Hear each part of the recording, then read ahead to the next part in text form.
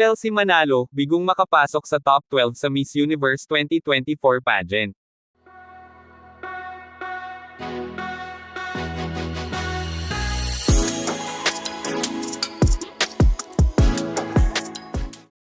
Sa kasamaang palad ay nabigo nga ang pambato ng Pilipinas na makapasok sa top 12 ng Miss Universe 2024. Bagaman hindi nasungkit ni Miss Chelsea Manalo ang corona, at nagtapos lamang ang kandidata sa ika-30 pwesto, ay nakapagbigay naman ang ating panglaban na nagrepresenta sa Pilipinas, na si Chelsea Manalo, ng isang magandang laban. At nananatiling buo ang pagsuporta ng mga netizens para sa ating kandidata. Ang Miss Universe 2024 ay kasalukuyang ginaganap sa Mexico ngayong linggo, November 17, 2024 Philippine Time. Narito ang mga bansang nakapasok sa top 12.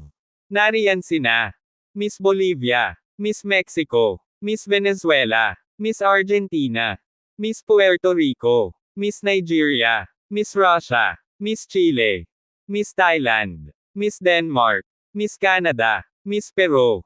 Sa Miss Universe Preliminaries, ang ating pambato ay nagpakitang gilas sa pagrampa gamit ang kanyang natatanging tampisaw walk sa swimwear competition.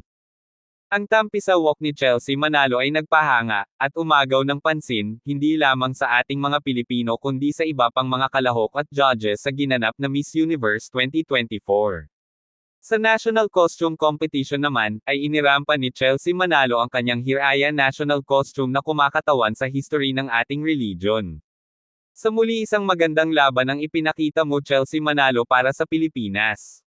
We are proud of you and congratulations. Manatiling nakatutok sa ating channel, para sa updates tungkol sa Miss Universe 2024. Manatiling nakatutok sa ating channel, para sa iba pang showbiz kaganapan. Maraming salamat sa inyong panonood. Please don't forget to like and subscribe.